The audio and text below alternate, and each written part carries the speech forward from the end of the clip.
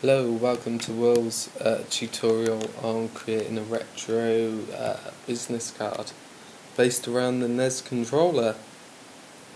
So first of all, I look for a NES controller image, such as these here.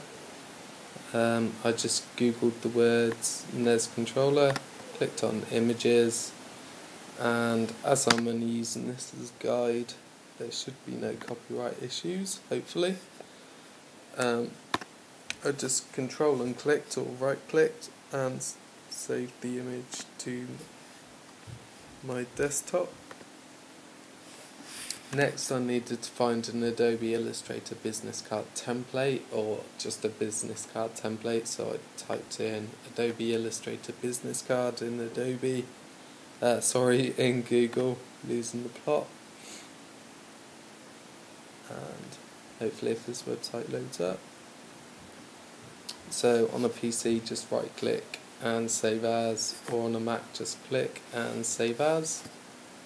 Save that into my downloads folder, like so. Next, what I did was just opened up my business card template, which looks like this.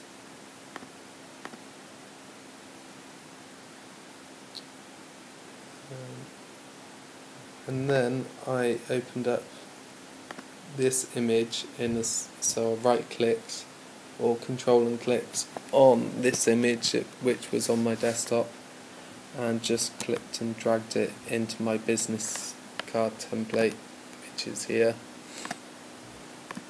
It was a lot smaller to begin with, so to keep the aspect ratio intact, I just held down Shift and dragged it up until it filled the area. Obviously there's some overhang here, but as this is a business card and I kinda don't mind that it overhangs a little bit because my business card won't, I'm kinda happy with that. All I'm going to do is obviously cut all this image out here, this side and on that side. I'm not going to worry about doing anything to this image because I'm just using this as a guide anyway. Next up, what I did was I wanted to create this whole grey area around here, so the darker grey. So what I did there was I created a new layer by clicking on create new layer, double clicked in there and gave it a name. I gave it a name of black, just so that it's easy guidance for me, really. And what I did next was I went to the rectangle tool at the top, just selected slightly over the business card templates area. If you highlight this as well and then go to the eyedropper tool and select an area, then it'll colour that in as near to the colour as possible. So that's what I did there. So at the moment we've just got a grey box, not very exciting at the moment. Next up, I decided to draw the squares around the buttons here in much the same way. I went to the rectangle tool, but this time rounded rectangle tool, and drew a square around here. Make sure I'm on the right layer. Oops.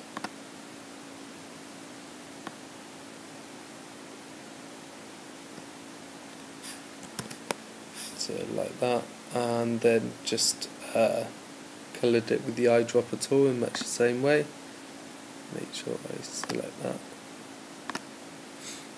and eyedropper tool, so you can colour it whatever colours you want.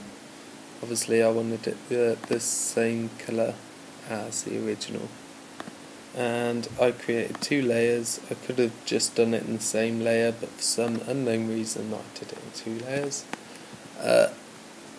Next, grab the scissor tool. It might be showing up as the eraser tool. Quick key for that is C. Make sure you're on the right layer. To trim this edge off here, all I did was click here on one point of the image and there on the other side of the image, and then that way it made a nice clean cut. You can use the eraser tool, but the eraser tool tends to, not be as precise unless you zoom right in on the image.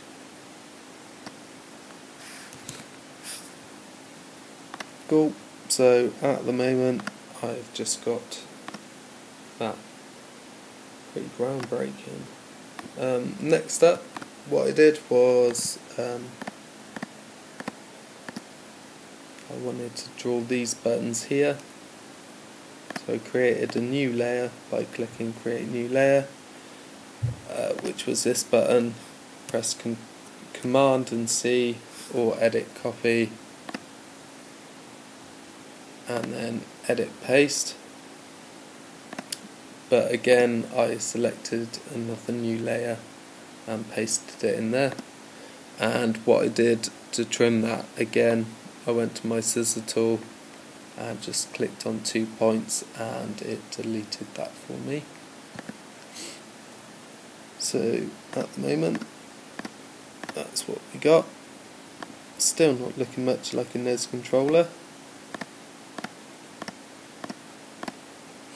Next up, I wanted to create this area here. So again, rectangle tool, but this time with the rounded edges. Just drew a rectangle there, grabbed the eyedropper tool and hit that colour. Next up, drew the select and start buttons in much the same way. Did this area in much the same way as well, the information. So I decided to put the owner of the business card, hypothetically called Dangerous Dave at the moment. So for that I just grabbed the text button and just typed in over the top of my little rectangular areas. Next, which I should probably cover in more detail. So what it's looking at the moment is like this. Oh, for some reason I've deleted something.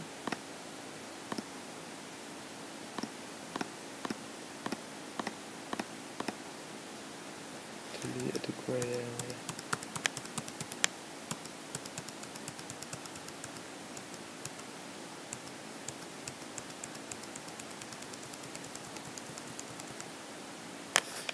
Right.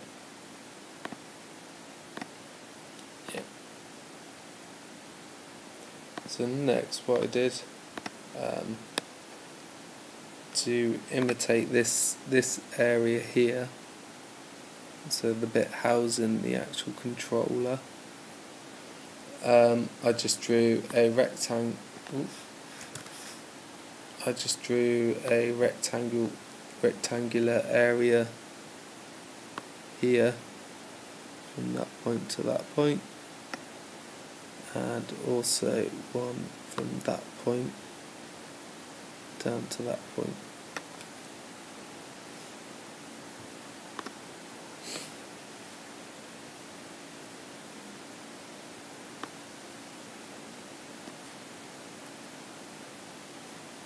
And then to make sure that it was the right colour, I just highlighted both and grabbed the eyedropper tool and clicked on the colour that I wanted. Just delete that. So I ended up with that. Next I did exactly the same on a new layer. I created a new layer, double clicked and saved it as move. So I grabbed the rectangle tool and created two rectangles. Then the eyedropper tool and selected that area there. Next, frame, which was these two areas here. What I could have done, which would have made more sense, was selected this whole area like I did at the start, which was this area, and just coloured it this colour. Copied copied the layer, and then coloured it a darker colour, and then just clicked on one area and shrunk it. But for some reason I didn't. So I had to make a frame up here, and I did that in much the same way by clicking on rectangle and creating two rectangles. Cool, so what we've got now, if I select all these layers,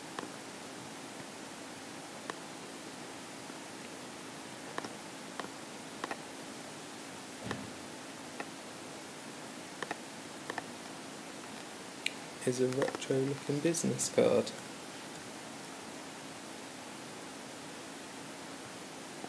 Cool, you can obviously then render all these layers into one, and then select an effect that you want, but I'm quite happy with the way that it looks. It's kind of retro looking and what I was after. As it's a two-sided business card,